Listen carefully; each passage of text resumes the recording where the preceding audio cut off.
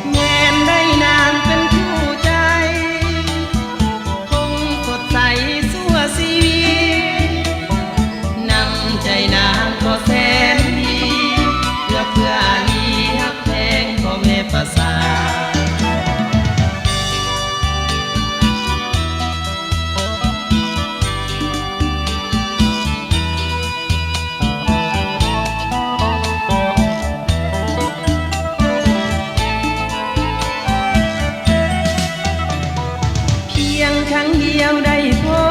บหน้าบ่เว้นวางอยากหมายปองเป็นคู่ครองของดวงใจจนสิไปบ่ห่างหน้างามนางงามกว่าหญิงใดได้พบหญิงมาหลายคนยังบ่งามปานนั้นงามจนหลงไหลไปปอยามยิ้มแย้มสองแก้มนางเบ่งบา